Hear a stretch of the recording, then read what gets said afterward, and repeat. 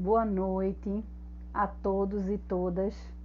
Mais uma terça-feira a gente está aqui e hoje a gente vai ter uma pessoa incrível para a gente conversar sobre a convivência com a literatura, né? Então, o nosso convidado de hoje é Luciano Pontes, né? Luciano, além de ser uma pessoa incrível, ele é escritor, é ilustrador, é narrador de histórias, é palhaço. Luciano é graduado em design gráfico, né?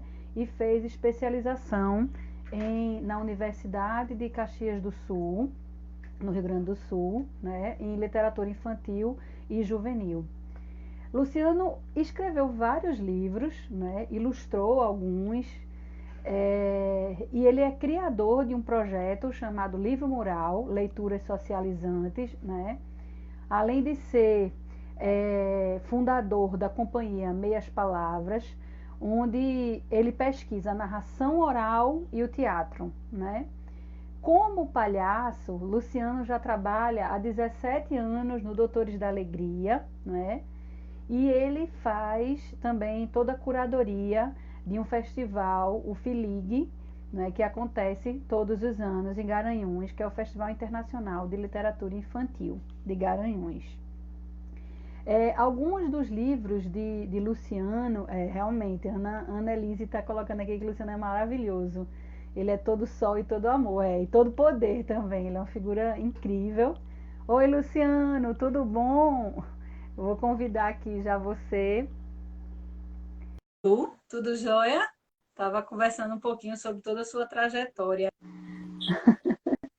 Oi, tudo bom, Tudo jóia, querido? Fabiana?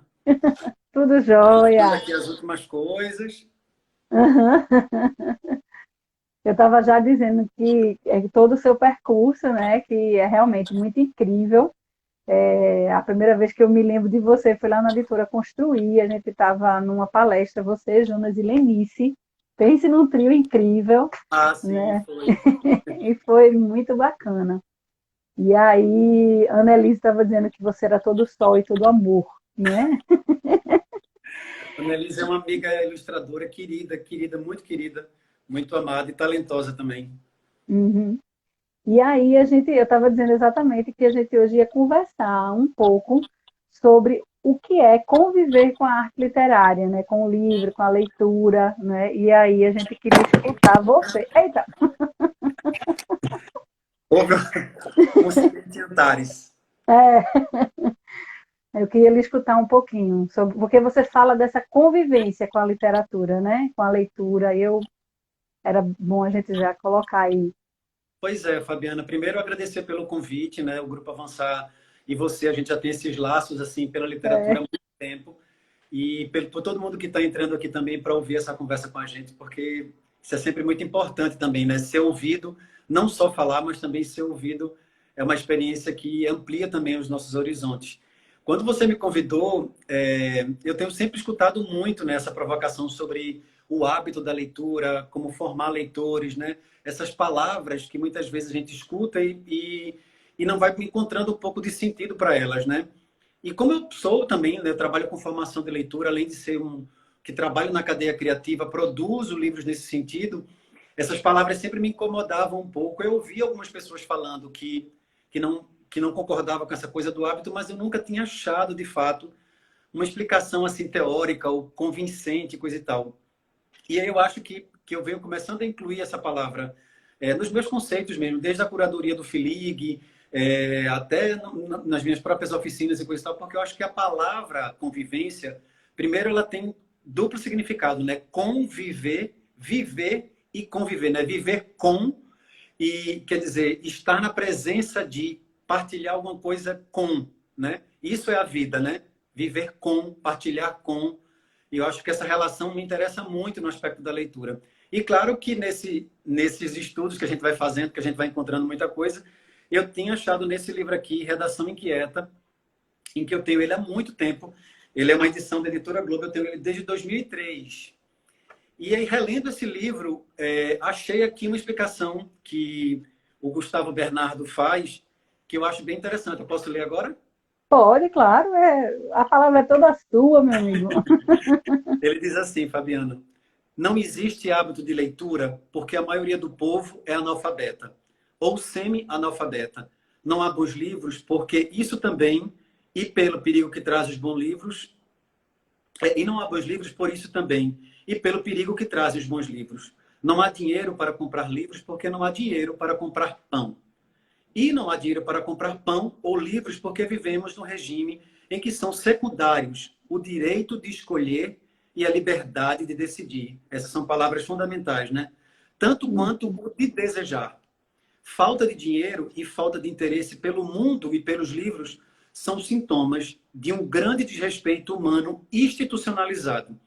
A instituição dos de respeito que escolhe por todos nós e a todos interdita o desejo é o nervo da questão, e não a falta de tal qual hábito.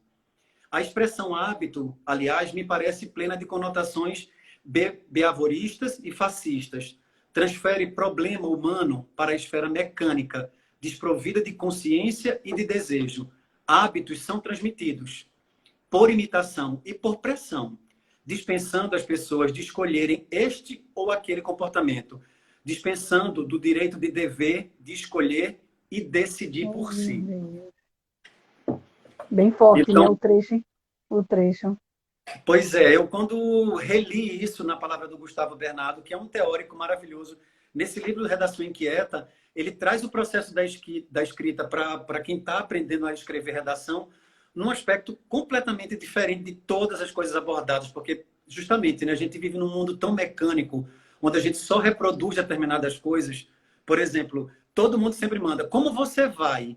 A partir do momento que você abre essa questão da pergunta, você espera uma resposta. Então, se você pergunta como eu estou, automaticamente eu suavizo, porque eu sou uma pessoa polida socialmente, eu vou dizer está tudo bem. E às vezes não está tudo bem, né?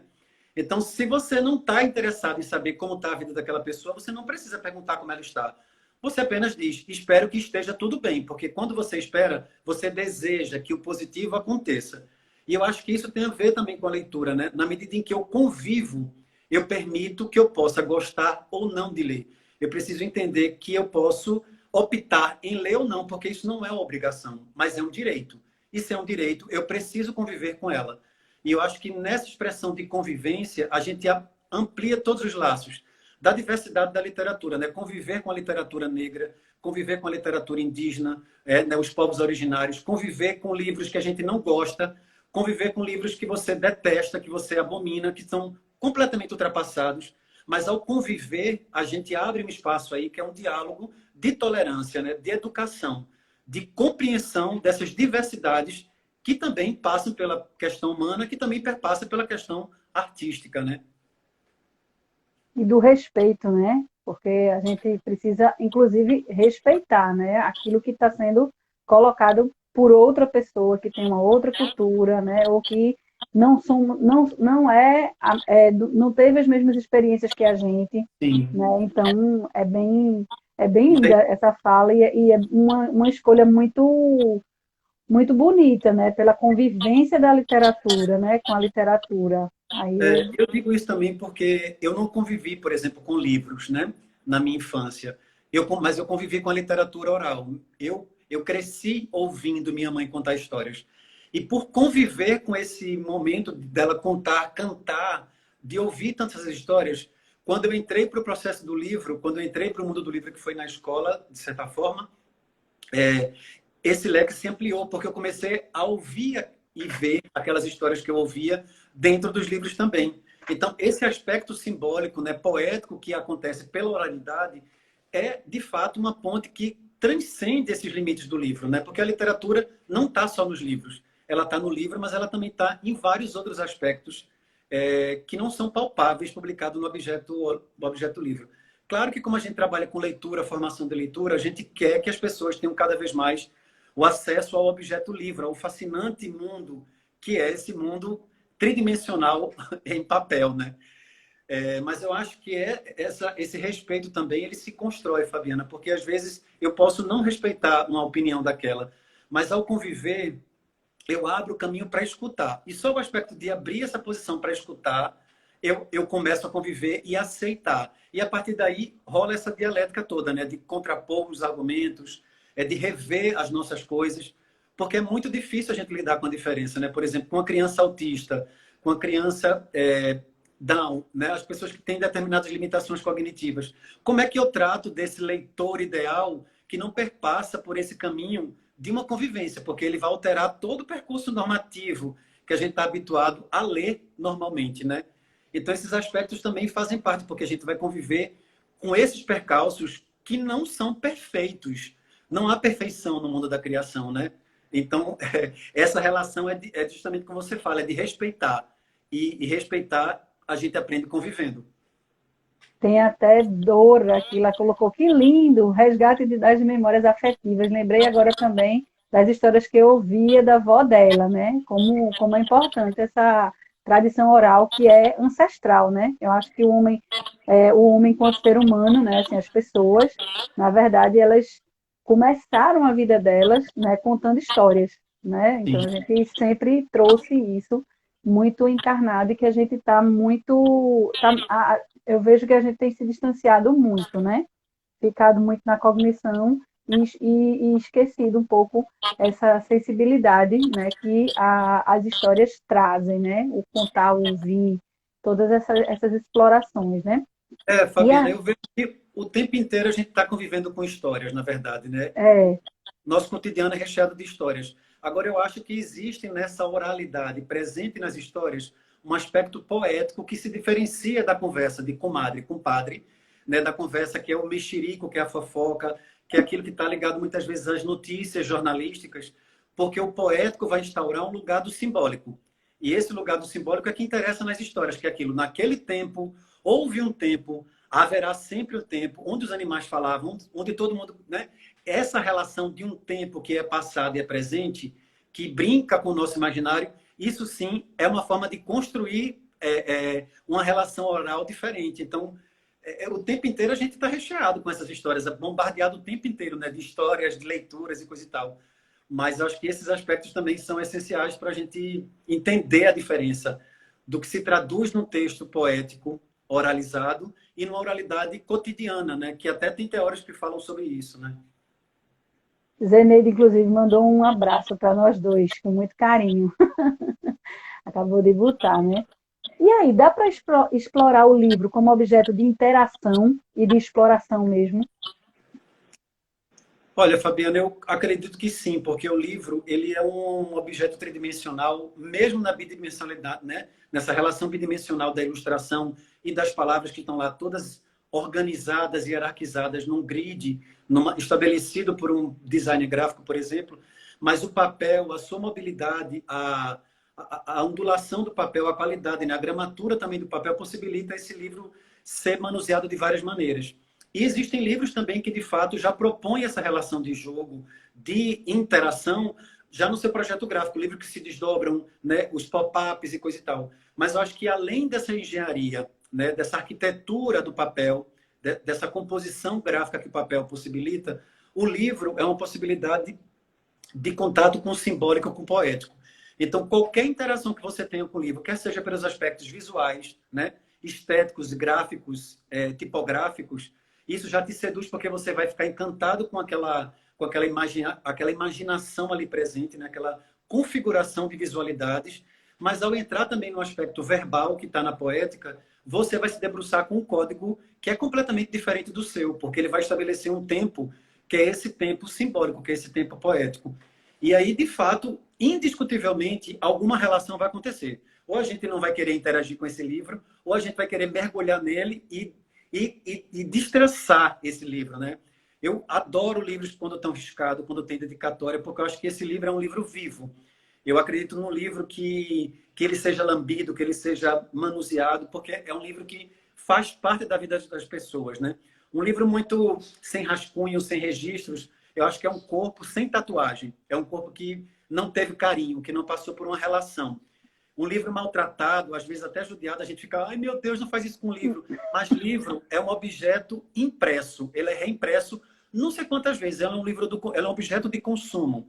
Então, se ele é um objeto de consumo, ele vai ser reimprimido várias e várias vezes. Tanto que, inclusive, há isso registrado no livro, né? Então, o livro em si, ele não é um objeto único de obra de arte em que está num museu que você vai apreciar apenas olhando. O livro é para ser manuseado, abraçado, né? Rasgado até muitas vezes, porque tem hora que você também sente raiva daquilo. E isso faz parte do livro. O livro provoca determinados sentimentos nas pessoas, que é desde a comoção até a revolução, né? E isso é uma relação de transgressão. Transgredir é interagir, interagir é transgredir. É, eu adoro, eu acho lindo realmente os livros e eu tenho acompanhado seu trabalho assim desde sempre, né? Belisbel, Ouvindo as Conchas do Mar, Uma Andorinha Só, que são livros assim. E depois que você fez o design, né? Que você, né? Você vê mesmo, né? Esse encantamento, esse Sim. cuidado, esse esmero que você tem trazido nos livros, né? O que você fez com Fábio e André Neves, aquele livro é Ah, é. emocionante, né? Lua, Noite e Dia, né? Ele é, sabe? E assim, o Disse-me Disse, que até virou, né, o teatro Disse-me Sim, Dança, né? sim. Então, assim, essa relação, né, das possibilidades, como é essa relação de sair do livro e ir para essas outras possibilidades, essas outras linguagens, essas outras formas de expressar aquilo que a gente está colocando ali, né, na palavra que é estática, mas que ela Sim. termina tendo uma outra conotação, né, quando a gente, seu rei mandou, né, Fafá Sim. está colocando É. aqui. Então, Fabiana, eu acho que a arte ela é convergente, né? Ela uma grande mãe, porque ela abraça todas as linguagens. A gente é que racionaliza e tenta determinar, né, organizar isso em aspectos que acabam diminuindo essas ligações em que a arte tem. A literatura dialoga com o teatro, com a oralidade, com a encenação, com o cinema há muito tempo, né? Isso não é de hoje. Porque é próprio da expressão humana da gente começar a relacionar essas coisas e a interagir. É natural que a gente faça esse jogo, porque é do humano a gente querer experimentar. É como se fosse uma cozinha, onde os temperos estão todos disponíveis e a gente vai brincando com isso. Eu acho que esses limites é que são justamente fascinantes na arte, né? Eu tive a sorte de ter minhas obras feito espetáculos de teatro, de dança, né? Eu já pude também ensinar meus próprios textos. E eu acho que isso é uma maneira também de enxergar lugares onde a gente consegue extrapolar esse limite que muitas vezes se colocam. Né? E como eu sou um criador, eu tento o máximo utilizar aquilo que eu escrevo, porque também é uma maneira de me tornar diferente também das coisas e dar vida àquilo que eu tenho, porque também tem muita coisa que a gente guarda, né? O mundo é tanta coisa que a gente pode produzir que o mundo às vezes cansa, né? Arte, arte cansa, ler dá trabalho, né? E por isso que às vezes também é preciso você ter o vazio que está composto desde a criação do mundo, né? O silêncio também faz parte da obra de arte. Então acho que esses aspectos de transposição são fascinantes. Eu acho lindo, eu adoro. Entendo cada linguagem, por exemplo, quando um livro vai para o cinema, eu respeito totalmente, porque eu não quero a cópia do que estava no livro, porque o livro é uma linguagem específica, o cinema é outra linguagem, o teatro também é outra linguagem. Tem coisas que jamais no teatro eu vou poder traduzir do que está escrito na própria literatura. O teatro exige outros comprometimentos, principalmente a relação da presença, né? O público também vai dar o termômetro para aquilo acontecer. Então, às vezes, uma emoção se instaura porque é um momento único e efêmero que jamais vai se repetir, né? Então, acho que isso são aspectos que são, para mim, que vivo da criação um presente. Como foi que chegou, como foi que esse livro mural, né? O livro mural chegou, esse formato desse livro mural, como é que ele chegou? Como é que chegou essas leituras socializantes? Né? Porque eu me lembro que você tinha um projeto também de leitura de porta em porta, que era lindo também, muito lindo o projeto. Eu me emociono muito com aquele projeto, acho ele fantástico. E como é que chegou esse livro mural aqui? Então, Fabiana, para mim é um projeto também muito querido. Como eu venho muito, né? Eu acho que eu venho muito de uma comunidade vulnerável, né? Eu pertenço a uma comunidade de pessoas que vêm da periferia, né? Que surgem do subúrbio e vai calcando um espaço de visibilidade na sociedade. Eu entendo cada vez mais que, como eu tive acesso, eu quero promover esses acessos. Então, o Histórias de Porta em Porta é uma maneira que eu tenho de retribuir o patrimônio oral que a gente recebeu para as pessoas, porque isso é um direito, é um patrimônio que pertence a todo mundo. Então, o meu comprometimento com o História de Porta em Porta é apenas devolver às pessoas esse tesouro que faz parte do Cancioneiro e das histórias populares e também histórias que eu crio, que eu invento a partir do próprio encontro também com aquelas pessoas, né? Cada encontro é muito fascinante. Já o livro mural, ele é um desdobramento dessa minha pesquisa, do meu interesse na ilustração. E como eu vinha pesquisando, eu sempre fui muito apaixonado por livro de imagem e eu ficava querendo criar o meu próprio, coisa e tal. Conversava isso muito com o André Neves e coisa e tal. Foi daí que, quando eu entrei na faculdade de design, eu entrei com o objetivo de trabalhar esse tema e desenvolver esses aspectos para os meus projetos particulares. Foi então que eu desenvolvi o projeto Livro Mural, Leitura Socializante, que é uma ideia de partilhar narrativas visuais criadas por mim, narrativa simples, em que pudesse ser lido no muro de uma escola, numa parede de casa, num corredor de uma rua, num comércio. Então, ele pode virar um lambe-lambe, ele pode virar um mural. E o primeiro livro que eu fiz, eu vou mostrar até o original. Eles são todos... esse aqui, que é o livro Remeta. Eu tô aqui, ó. É melhor você mostrar, porque eu tenho também menorzinho. Mostra. O livro Remeta, ele surgiu justamente de um envelope de cartas que se abre, e ele é um ícone gráfico muito específico, ele fica centralizado o tempo inteiro, e a movimentação dele acontece ao abrir o envelope. Ao abrir esse envelope, surge um ícone, que é um círculo vermelho, e que as pessoas vão associando ele com alguma outra coisa. E aí, ao passar, essas expressões vão se desenvolvendo em tensões, que a gente não sabe o que é, mas as crianças e os adultos vão vendo. E aí, no final, a gente tem uma resposta poética do que é isso que eu estou remetendo para alguém, o que é que eu estou remetendo para a pessoa, né? Tem até uma professora que colocou aí: eu quero livro mural para os meus alunos. E livro mural você solicita por um e-mail que se chama livromural@gmail.com. Só me pedir que eu mando gratuitamente, a pessoa só se compromete de registrar as fotos, gravar vídeos ou mandar algum texto produzido com o retorno dessas mediações. Mas agora, na pandemia, no comecinho da pandemia, eu já vinha criando outro livro mural, mas com calma, com tempo. E acabou que, quando instaurou tudo isso, eu estava com as ideias muito prontas e eu criei um livro novo que foi lançado agora, que é o Sereimar. Isso mesmo. E o Sereimar, eu trouxe aqui com os dois originais. Ó. O primeiro Olha! E o segundo esboço. Eu fiz todo na mão. E depois eu digitalizei, né?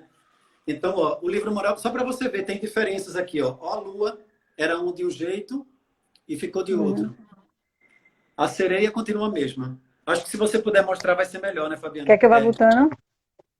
Então, no Sereimar, a onda do mar é que cria uma unidade em todas as páginas. Cada página conta uma história muito singular, muito específica. É um recorte. É uma página única. Que tem relações com várias coisas da literatura. Moby Dick, Patinho Feio, as caravelas, né? O Elo Submarino, tem Pescador, tem as Torres Gêmeas aqui de Recife, né? Os ícones também. E esses aspectos vão entrando, guiando nessa onda, que vai criando uma dinâmica na página e que revela no final, no fundo, quem é o mar, né? Quem é essa deusa, quem é essa sereia que é o mar, quem é o Sereimar. Já tá um monte de gente aqui. Ai, que lindo! Ai, que lindo! E o bacana desse projeto é isso, Fabiana. As pessoas imprimem em casa, não tem essa obrigatoriedade de imprimir em couchê e coisa e tal. Mas se você quiser imprimir nesse material, você pode fazer. Mas a ideia é imprimir em casa, na impressora que tem. Vai algumas dicas para as pessoas imprimirem em casa. O Sereimar, por exemplo, tem uma borda de corte. Então, você cortando, quando você emendar as páginas, vão ficar melhor visivelmente. Você pode, por exemplo, juntar as páginas, você pode separar, colocar num varal, colocar numa festa de aniversário, por exemplo, colocar num chão para ele ser pisado na escola, porque nessa relação do livro que eu crio, essa relação de convívio, de conviver, as pessoas vão olhar ou não para aquilo. E eu acho que no livro mural eu vi muito isso, né? Em Salvador, quando eu estava fixando numa parede, no comércio, lá no centro da cidade de Salvador, fui fazer espetáculo lá, levei o livro mural, e uma mulher da loja ficou parada assim, olhando, e fez assim: vem cá, eu entendi tudo isso aqui. E ela foi me explicar o que é que ela estava lendo. Para mim, eu estava te arrepiado, ó. Ela estava te explicando. E ela foi me explicar, ela me contou toda a história que ela entendeu. Para mim, isso é formar leitor, sabe? Eu estou inserido dentro de um contexto que não está relacionado com leitura, não é uma biblioteca, que é um espaço acolhedor e fascinante, mas é a rua, sabe? É um espaço de convivência. E naquele espaço de convivência e troca, ela parou um minuto da vida dela para olhar aquilo que eu fiz. Então, ao parar, isso significa, eu entendo que essa pessoa está lendo, né? Porque ela parou o seu tempo para observar alguma coisa, para sentir alguma coisa. E isso, para mim, é leitura. Mergulhou ali, né? Ela estava ali presente toda, inteira, né? Tanto que Sim. lhe chamou, né? E aí isso me remete muito aos comportamentos leitores, né? Que a gente precisa para desenvolver, né? A gente precisa desenvolver. E aí, como é que você vê exatamente essa coisa das contribuições que o livro mural traz, né? Além dessa coisa do olhar, né? Para os comportamentos dos leitores, né? Principalmente com porque, assim, eu acho que o leitor ele se faz em qualquer idade. A gente fala muito de comportamento Sim. leitor para criança, mas é em qualquer idade, né? E aí, como é que isso acontece? Como é que você enxerga essa relação do livro mural com o desenvolvimento desses comportamentos leitores? Olha, Fabiana, você teve a oportunidade de experimentar com seus alunos, né, no pré-projeto da minha faculdade, e você é uma parceira muito incrível. Eu acho que o livro mural ele ainda tá se dando conta desses leitores, né? Assim, ele ainda não chegou, talvez, no lugar que eu almejasse, que era justamente isso, de estar em muitos lugares ao mesmo tempo, de serem, né? Ter uma propagação, porque eles têm uma autoria, mas ele tem uma transgressão nesse sentido da autoria. E eu acho que, claro, muitas escolas já têm feito alguns experimentos, inclusive no Rio Grande do Sul, com muito êxito. Eles adoram também esses livros, mas eu acho que a gente está descobrindo ainda como esse leitor vai formar. Primeiro porque essa forma de ler não está encadernada, né? Não está segurada numa margem, elas são folhas soltas. Isso acaba também criando para um leitor, para um professor mediador, uma certa dificuldade. Então, às vezes, a dificuldade, muitas vezes, para ler a imagem, está pelo professor, que, claro, tem um esforço enorme para poder mediar, mas as formações que a gente tem durante a vida toda da gente precisam ser revisitadas, né? É o tempo inteiro a gente tem que estar estudando. Então, eu percebi no diagnóstico feito para o projeto na faculdade que os adultos tinham mais dificuldade de confabular do que as crianças. As crianças elas embarcavam naquele código visual muito mais fácil. Tanto é que na carta de orientação eu falo, ó, se você tiver dificuldade em entender, parte pelo projeto, parte pelos concretos que tem, os ícones concretos que tem no livro. O que objeto é esse? É um círculo? Pergunta para eles o que é. Eles acham que aquilo é o quê? Não precisa encontrar a forma correta, né? E eu gosto também muito de mediar livros de leitura de imagem. Primeiro, eu faço determinado acordo. Eu digo, olha, a gente agora vai ver um livro e eu queria que a gente só observasse, ninguém falasse nada. Todo mundo só curtisse esse livro pelo olhar. E aí depois a gente vai reler esse livro e a gente vai poder conversar sobre esse livro. Ao momento que eu instauro esse lugar do silêncio e da apreciação, os sentidos se abrem. E claro, naturalmente, às vezes uma criança mais inquieta, ela vai querer expressar, mas ela lembra disso. E isso também é muito fascinante, porque o leitor precisa também de regras. Isso tem a ver com a convivência, né? Ao conviver, a gente também possui regras para poder estabelecer um lugar de tolerância, de coisa. Na leitura também precisa de determinados procedimentos, né? Desde a leitura silenciosa, da leitura mediada, da leitura que perpassa essa interação de interlocução com o mediador e com o leitor.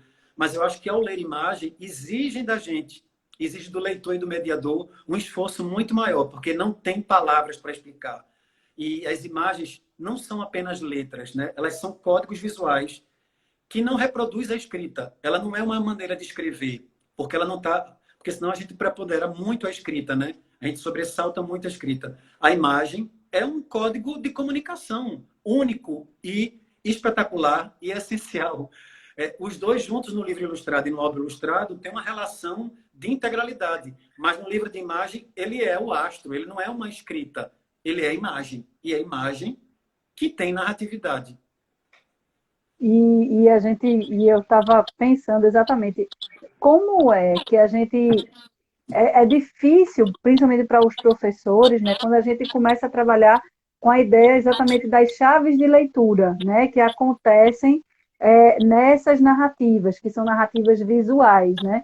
Então, você trouxe, por exemplo, alguns elementos muito importantes no Sereimar, né? Que aí a Sim. pessoa começa a entender, né, como foi construído, quais os elementos, por que que tem ali, né, o submarino e quem são, né? E a gente chega nessa narrativa final. Então, como é que você vê como é que essas chaves de leitura, seja narrativa visual ou seja narrativa textual, como é que essas chaves de leitura, elas podem, a gente identifica, como é que a gente deve identificá-las para poder trazer essa convivência prazerosa com a literatura, com a leitura na vida da gente? Olha, Fabiana, eu acho que a chave de leitura tem a ver muito com repertório, né? E claro, uma criança ela tem um repertório que está em completa expansão, ela está em completa construção do seu repertório. Já um adulto leitor, ele tem um determinado repertório que, claro, vai também revelar o seu envolvimento com a leitura. Mas ao se deparar com esses códigos visuais que estão no livro, por exemplo, no livro mural, rapidamente a gente vai associar ou não alguma coisa. Então é preciso perder tempo para ver essas imagens. As chaves estão compostas ali por esses códigos. Por exemplo, um amigo meu de Natal, Daniel, quando viu o livro Seremar, ele fez: Luciano, isso me lembrou completamente agora a questão ambiental que teve do petróleo. O mar é negro. Eu disse: Daniel, eu não fiz com essa intenção. E ele trouxe esse código, porque ele leu desse jeito, né? Eu trouxe, por exemplo, as Torres Gêmeas na primeira página do livro, está aqui, ó, que são as Torres Gêmeas aqui de Pernambuco, né? Aqui tem um grande do Estelita e coisa e tal. Mas tem também as Torres Gêmeas do World Trade Center. Então é um aspecto histórico. A caravela também, o barco, né? Porque ela está sozinha e não tem ninguém, apenas um barco, é uma caravela. Então o que é que tem a ver com caravela? A cidade, uma caravela. O que é que isso tem a ver com isso? Então as chaves estão todas ali, né? Por que três? Por que três tipos de ondas? Porque essas cores. Eu escolhi o preto, por exemplo, porque o preto é uma cor que você consegue ver de longe. Por exemplo, de 3 metros, se o livro mural estiver impresso numa parede na escola, a criança vai ver. Se ela se aproximar, ela vai ver detalhes. Mas se ela estiver de longe, ela vai conseguir ver. Então, o preto é uma cor que consegue se comunicar com muitas pessoas, né? Então, por exemplo, até com crianças especiais, isso também é mais fácil. Já no livro Remeta, tem o código vermelho, que é do nariz, que é do círculo. Então, isso também são indícios das chaves de leitura que são importantes para a gente conviver com essas leituras, né, que estão dentro e fora dos livros. Porque os livros apontam essas leituras, mas as leituras quem fazem somos nós, né? Uhum. Esteves, né? Lia Esteves, na verdade, ela coloca assim: com a pandemia, a preocupação de muitos pais é justamente a alfabetização dos seus filhos. O livro mural é um projeto lindo que já vai sugerir para a coordenadora pedagógica dela, né? E aí, eu acho que é interessante a gente colocar exatamente essa diferença entre o processo de alfabetização e o processo, né, de convivência com a literatura. Uma coisa está relacionada, mas não necessariamente existe uma necessidade de integração, né? Sim. Era isso que eu queria que a gente falasse um pouco mais, porque você falou dos códigos, né, da linguagem visual como uma linguagem, né, estruturada própria, e a Sim. gente tem a língua materna da gente, que também é uma linguagem estruturada e própria. Então, eu acho que foi Dones, Adondes, um negócio desse assim, que ele traz a sintaxe da linguagem visual, né? Tentar. E aí eu acho que é importante a gente colocar essas diferenças dessas linguagens, né? Para a gente não estar fundindo tudo, né? Sim. Eu acho que a literatura ela não tem comprometimento com a educação no sentido formal, né? O seu comprometimento é com o poético, por exemplo, né? Ela está comprometida com esse engajamento dos sentimentos humanos em revelar aquilo que a gente tem dentro que não consegue muitas vezes falar.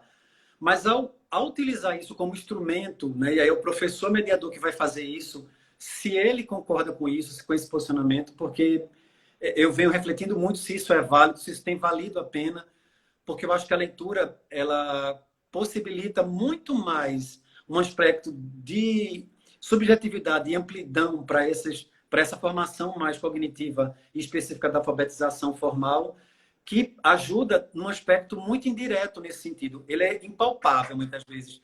Por isso que a gente acha nebuloso lidar com literatura, porque ele não é um resultado muito instantâneo como o macarrão, né? Ele demora, ele é construído lentamente. Na alfabetização também, a criança tem o seu tempo para entender aquele código, né? Aqueles códices. Eu lembro que minha mãe aprendeu a alfabetização cantando, dizendo coisa, beazebás, bezebés, bezebis, bezebós, bezebus, né? Ela fala isso até hoje. Mas minha mãe conta histórias, ela tem um repertório de histórias em que ela aprendeu, que ela ouviu. E esse repertório nem sempre dialoga com a escrita dela, né? mas isso faz parte de um pensamento, de um entendimento do poético dela. Eu acho que um professor mediador consciente, ele vai entender o momento certo de trazer a literatura por um aspecto de transgressão, de apreciação, de liberação do imaginário, e quando ele quer utilizar ela como um livro paradidático, porque o livro de literatura não é paradidático, né? Não, O livro de literatura é um livro de literatura. Os paradidáticos são aqueles que têm a intenção de ensinar alguma coisa. E a literatura não tem a intenção de não ensinar nada. Então, a gente pode até encontrar determinadas coisas que associam o aprendizado dentro do livro, porque as histórias têm esse poder também, né? De nos ensinar determinadas coisas, mas é um ensinamento diferente do pedagógico, é um ensinamento da filosofia, dos aspectos da alma, né? Dos aspectos do humano, não dos aspectos do entendimento da aprendizagem escolar, né? Nesse sentido. Juliana Maria Lima, ela colocou assim: já tive uma experiência de crianças pedirem o texto escrito por acharem difícil ler imagens. Aí, que consequências, assim, por que que você acha que essas crianças chegaram a isso? Porque, a meu ver, é tão mais simples a criança ver a imagem, né? Assim, simples no sentido dela estar ali e ela se jogar naquela imagem, muito mais facilmente do que ela se jogar num texto, né? Então, esse comentário, como você tem trabalhado muito nos dois percursos, né, nos dois tipos de linguagem, aí eu queria ouvir um pouquinho o que é que você acha do comportamento dessas crianças. Eu acho que, claro, é super entendível, porque cada criança é um complexo, né? Elas são únicas e é muito bacana suprir a necessidade de uma criança, porque é um desejo que precisa ser abastecido, né? Entendido. Mas eu acho que um mediador consciente, que eu chamo, aquele que sabe das estratégias que tem que fazer, ele pode oferecer naquele momento para suprir o desejo, mas ele tem que ser um pouco meio Sherazade, sabe? Ele tem que saber seduzir, ele tem que saber encantar determinadas coisas. Então, para, de certa forma, trazer a imagem, você pode pensar mil estratégias de como trazer isso, né?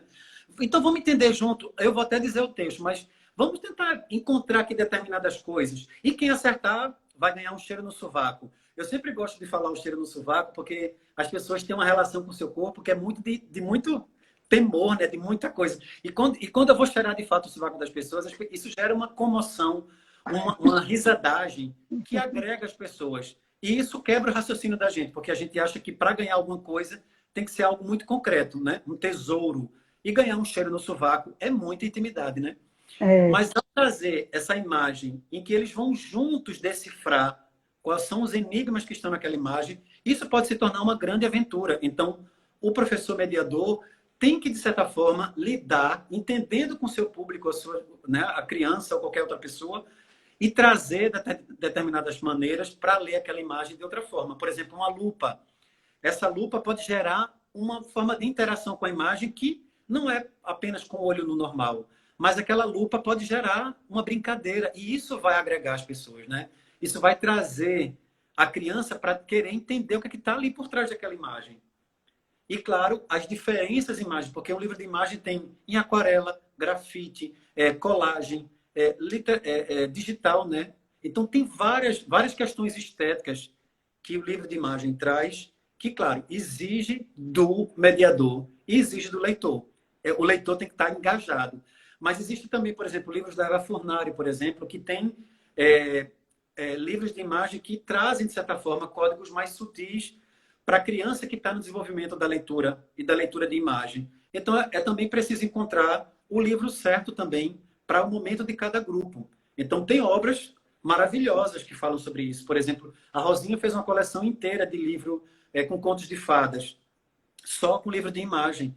Então, isso é muito bacana também de você encontrar no seu repertório e o repertório que também fazem parte das escolas, porque tem a compra do governo que ainda, graças a Deus, tem conseguido a trancos e barrancos sobreviver e fazer com que os livros cheguem nas escolas e nas bibliotecas, né? tem até gente colocando aqui, cheiro no sovaco, que ama ler cheiro no sovaco. Deixa eu ver quem foi que escreveu. Luamar Carvalho. E ela diz que até que faz também essa brincadeira com as crianças, principalmente. Mas essa coisa do livro de imagem, né, eu entendo que muitas vezes os professores não têm essa habilidade com o visual, né? A gente está muito no sentido do pedagógico, do cognitivo, né? E a imagem leva você para uma outra dimensão. Do Sim. mesmo jeito que quando a gente diz assim, né? Você trouxe aquela coisa da atemporalidade, quando a gente trata da literatura, né? Ao mesmo tempo que a gente, quando abre um livro, eu entendo que esse movimento de abrir um livro representa o Era Uma Vez, porque você não sabe o que você vai encontrar ali dentro, Sim. né? Então, é muito parecido com Era Uma Vez, que abre a cabeça, o imaginário, para um mundo que você pode acontecer qualquer coisa, né? E aí eu trago muito essa ideia que Estante de Livros colocou aqui, criar estratégias para entender a imagem. E aí eu queria entender um pouco como é que a gente, algumas sugestões de como é que a gente pode criar essas estratégias para trazer, né? Que eu acho que foi até o próprio Dundes que coloca o que ele chama de alfabetismo visual, né? Assim, Sim. da gente aprender esses elementos da linguagem imagética para poder começar a olhar de um jeito diferente, né? Um olhar mais consciente. Eu não sei se é isso que ele traz mesmo. O Donis Adonis, ele traz justamente essa reflexão da síntese visual, né? É, Onde códigos universais vão se comunicar com o mundo sem limite, porque não é a questão linguística verbal. Por exemplo, a China, o chinês, o francês, o português, existem códigos que vão extrapolar. O livro de imagem consegue dialogar com a criança, com o adulto e com pessoas de geografias muito distantes. Então, ela tem, de certa forma, aí um código que é universal e que talvez interesse. Eu acho que, nesse sentido do professor mediador, ele precisa criar um espaço de convivência para apreciar esse livro antes. Ele jamais, com qualquer outro livro, ele vai poder pegar, ele pode até propor isso. Gente, vamos descobrir esse livro hoje. Eu nunca li ele não, mas vamos ler juntos. Isso é uma provocação. Mas, ao mesmo tempo, para ter instrumentos concretos, né, e ferramentas que provoquem o mediador, ele precisa também se preparar para isso. E aí, eu, por exemplo, como eu sou apaixonado por livro de imagem, eu tenho um acervo de livro de imagem em casa. E de vez em quando, mesmo quando eu vou criar, eu recorro para eles, porque é preciso, como quem ama alguém, parar para entender aquela pessoa que você ama. Você precisa ficar olhando, vendo como é que ela age, qual é o cheiro que ela gosta de utilizar. Ah, ela gosta de usar aquilo, para não perguntar para a pessoa quando a gente ama, a gente não pergunta, ah, mas você gosta de quê? É muito fácil a gente se explicar, é pela palavra. Mas é muito legal quando você adivinha. E o livro é um objeto enigmático. Ele nunca vai te contar nada se você não procurar ele, se você não se debruçar nele. Na medida que você se debruça nele, que você dá tempo para esse livro, aí ele vai te revelando muitas coisas. Aí ele vai se abrindo para você em páginas, e é isso que você fala. E as histórias começam a surgir naquela relação. Porque o livro, ele é um bicho muito inteligente. Ele não é um livro como a televisão, que entrega tudo pronto para a gente, como o cinema. Ele não explica para a gente o que está acontecendo, porque na novela é assim, né? Ai, não acredito, lá vem ela. Oi, tudo bom? Não. O livro, ao passar de uma página para outra, muitas coisas acontecem, porque o tempo e espaço são diferentes. E no livro de imagem, cada página ela é única também, porque acontece muitas coisas naquela fração de segundos, né? Nessa fração de segundos aqui, ó, muita coisa acontece. Aqui tem referências, né? Nessa lua, aqui tem um pássaro. Será que ele aparece em outra página? Será que ele complementa? Vamos ver. Ele se complementa. Ó, então, essa interação, isso tem a ver com o passar da página, que é isso que você fala que é um Era Uma Vez. E aí o livro, ele vai como um tesouro, como uma botija enterrada, dando para você tudo que você precisa, porque o livro também é muito generoso. Na medida que ele é muito enigmático, ele também é muito generoso. E aí você descobre muitas coisas com ele, muitas possibilidades. E isso é que é fascinante, porque às vezes as pessoas dizem, mas eu não tenho esse livro. Eu fui para uma biblioteca em que ela tinha muitos livros, ela disse, eu queria muitos livros. Eu disse, você já leu esse aqui? Ela fez, não. Eu disse, você já leu esse? Ela fez, não. Você já leu esse? Não. Eu digo, para que você quer livro? Você não lê o que você tem, você não lê o seu acervo. Se você tem 5 livros durante o ano, você faz milagres com esses livros, porque 5 livros são 5 universos, e dentro desses universos existem muitos outros universos. Então, não é importante a quantidade, mas sim a qualidade que você imprime ao debruçar sobre aquele livro. E isso acontece com o livro de imagem. O livro de imagem, por exemplo, da Suzy Lee, naquela coleção, E ele é incrível, porque ele propõe uma revolução que é a quebra da página do livro, né? Que é essa margem aqui, ó. Essa margem do livro, ela propõe uma construção e uma desconstrução de significados. E se o leitor não entender isso, se ele não embarcar nessa viagem, ele não vai entender porque a água não ultrapassa aquele limite. Então, essas brincadeiras que o ilustrador propõe ao criar esses livros que são de autoria, que são de completa criação artística e estética, né? Eles propõem coisas ali que são revolucionárias. O livro de literatura infantil já é um livro que propõe muitas coisas para nosso olhar diferente do que o livro adulto. O livro adulto ele é muito ensimesmado, muito já compreensível, muito previsível até, né? Porque é um leitor que só quer ler, ele só quer... Mas um leitor, como os leitores da literatura infantil, eles são leitores que perpassam por caminhos muito diferentes, porque é nessa relação do verbo e do visual, né? Daquilo que se complementa, não só daquilo que se explica, mas daquilo que se complementa. E isso também tem a ver com convivência, né? como foi, é, é, como foi essa sua convivência com a literatura? O que é que ela trouxe para você no seu percurso, né, de vida mesmo? Como é que o que é que essa convivência com a literatura trouxe para você? A Fabiana, ela trouxe muita coisa. Primeiro, eu estava até inclusive escrevendo sobre isso agora, porque eu estou escrevendo um material para um projeto de uma amiga minha, que é o Poema, lá para a África, né, para contadores de histórias, para uma escola. E eu estava dizendo isso, quem tem histórias, quem sabe histórias, quem declama histórias, nunca está sozinho, né? Porque quem conta histórias está sempre recriando o seu mundo. Eu sou um escritor, e sou um ilustrador, e sou ator, e sou um monte de outra coisa.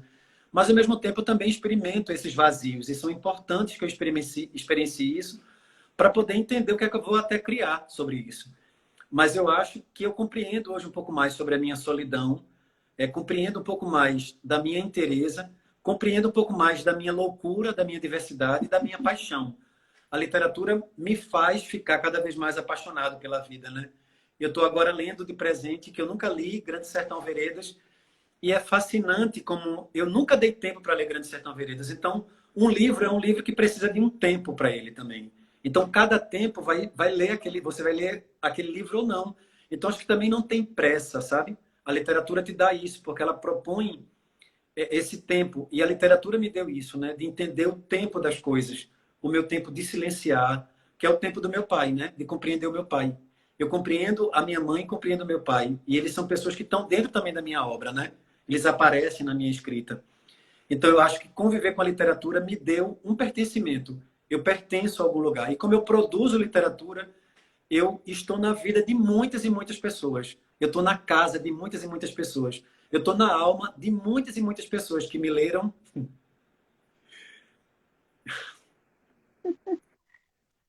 É, E, é assim mesmo, né? é, Literatura é para sentir. e elas me falam sobre isso. E eu acho que isso, acho que foi um grande presente, assim, que às vezes eu duvido, questiono muito, porque eu nasci com esse destino de propagar, né, as coisas da alma. Mas, ao mesmo tempo, eu entendo o motivo qual foi. Eu tenho 8 casas na comunicação, no Zodíaco. Então, eu tenho que expressar isso que eu sinto, né? Então, eu expresso de várias maneiras. E eu acho que a literatura me deu morada também, né? Isso todo mundo sempre fala, assim. E me deu muitos amigos. Eu tenho muitos amigos, muitos leitores que são pessoas que me conhecem, como outras pessoas não me conhecem, porque conhecem pelo que eu produzo, né? E aí não é a mim, é a obra, né? A literatura. E a literatura sempre é maior do que a gente, porque é a arte, né? Ela é a arte, é aquilo que a gente trabalhou, que a gente organizou e conseguiu devolver para o mundo, né? E isso eu acho fascinante. Ela transborda, né? Ela é tão É, bonita que não cabe dentro da gente, né? Colocaram até aqui que os japoneses, né, criaram uma palavra para definir o ato de comprar vários livros e deixá-los na estante sem nunca ler, que é Tsundoko. Eu nem sabia disso, mas enfim.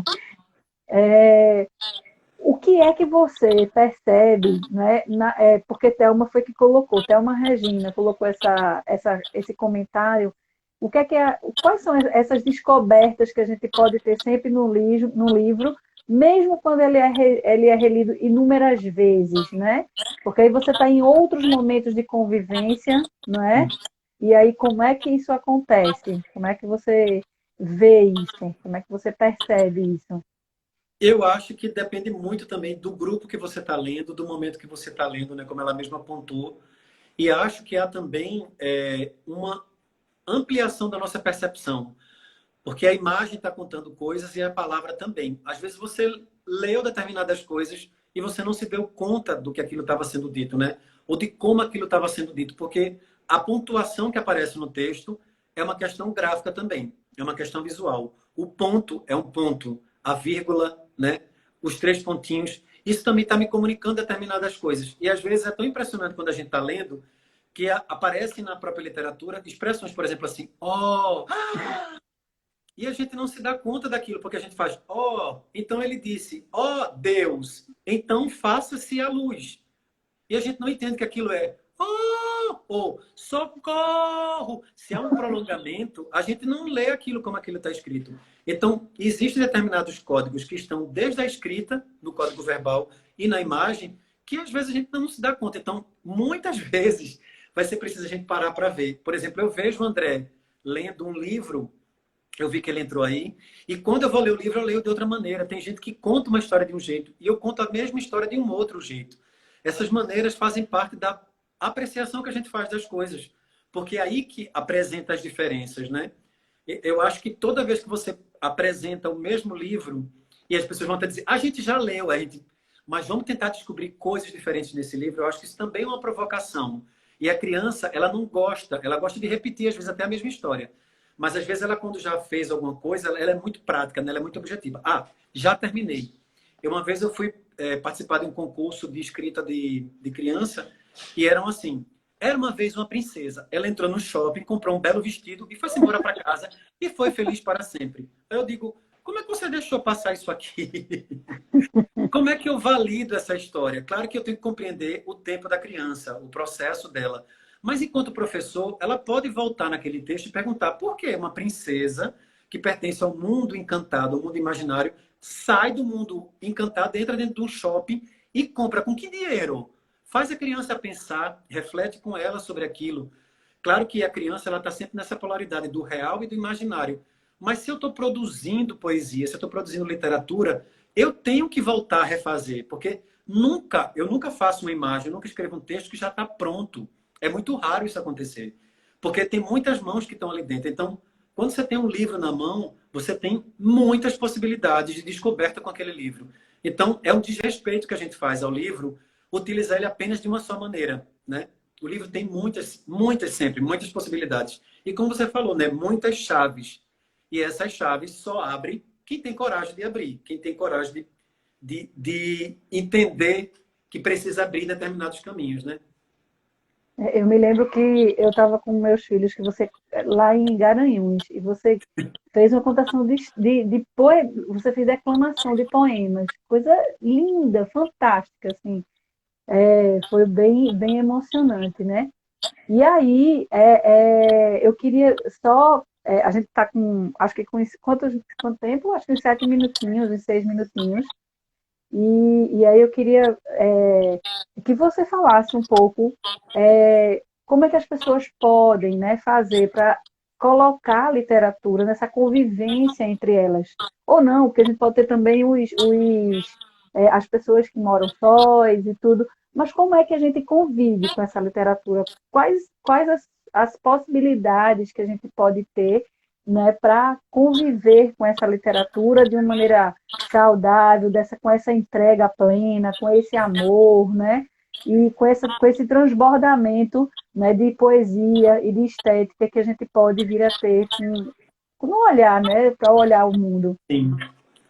Ó, Fabiana, eu acho que, por exemplo, quando as mães vão ganhar bebês, elas nunca pensam, ou os pais, né, também, nunca pensam em comprar o livro para compor o mobiliário do quarto da criança, né? O livro geralmente nunca faz parte. Os arquitetos nunca projetam ter livros. Eles até botam, às vezes, uma estantezinha, alguns até colocam um livro e outro. Mas eu acho que quando a gente traz o livro para qualquer lugar, por exemplo, vai para um piquenique, vai à praia, vai no banheiro, na cozinha, se você convive com o livro o tempo inteiro, a criança cresce ou qualquer pessoa tem a possibilidade de escolher abrir aquele livro. Quando a gente está no consultório, por exemplo, e tem revista, se tivesse livros, eu também abriria livros para poder ler. Né? Não ler, talvez, na camada mais subjetiva de entrar num aspecto mais introspectivo, mas eu leria, eu folhearia aquele livro. E eu acho que esse ato simples e cotidiano, ele constrói na gente uma convivência para trazer o livro mais perto da nossa vida. Porque o celular está muito mais próximo da gente. E, claro, a gente vai ler as notícias que estão lá, porque ele está muito próximo ao meu corpo. Ele é quase uma parte do meu corpo. O livro, não. Eu digo que o livro é um corpo estranho. Eu preciso andar com ele também, né? Eu preciso incluir o livro na vida. E para incluir, eu tenho que pensar em estratégias também. Então, por exemplo, às vezes escola tem uma biblioteca, mas a biblioteca fica fechada. Porque os livros não passam tempo durante a semana dentro do espaço, né? Dentro do espaço do ambiente de aprendizado. A criança vai poder abrir, não está interessado na sua aula, abre o livro e vai ler. Esse é um direito que também permite a ela, né? Então, essas construções e desconstruções dos espaços, porque a gente acaba ordenando o lugar para leitura, o lugar para brincar, o lugar de pensar, o lugar do castigo, o lugar de comer, né? A gente pensa, a gente organiza vários lugares para isso. Mas a literatura pode estar em todos esses espaços, né? O livro pode estar nesses espaços todos. E ao me sentir pertencente a esse espaço, o livro pertencendo a esse espaço, eu vou poder escolher ler aquele livro ou não, olhar aquele livro ou não, né? Não necessariamente indo só numa livraria, ou indo só na biblioteca, ou só na escola, mas na minha casa. Assim como eu sei que na casa de muitas pessoas tem livro em tudo que é canto. Então, ao revelar esse lugar do livro, que não é só na estante, eu convivo melhor com a literatura, né? Na minha casa tem livro de tudo que é canto. Assim como quando a gente vai, principalmente para as suas peças de teatro, muito bacana aquele espaço da criança, Sim. que tem livros ali que são sobre, que tem relação com aquele tema da peça, né? E tudo. Então é muito enriquecedor, né, trazer todo esse universo que você traz, né? Assim, tão lindo, tão amável, né? Com cuidado, com esmero tão grande em relação ao livro, né? Então, eu queria encerrar, né, agradecer imensamente que você ter vindo, assim, ter aceitado de imediato o convite. Só repetir para o pessoal que é livromural@gmail.com, não é isso? Isso. Porque tem muita gente perguntando aqui. E assim, dizer que é muito bacana ouvir você, Luciana, é uma coisa assim, realmente que deixa a gente, que acalenta o coração. Eu que agradeço, Fabiana, e estamos juntos reconstruindo esses significados da literatura, do livro e da leitura na vida da gente, né? Eu digo sempre literatura antes porque a literatura é a arte literária, né? O livro é o objeto que media a literatura e a leitura, mas a leitura a gente faz o tempo inteiro.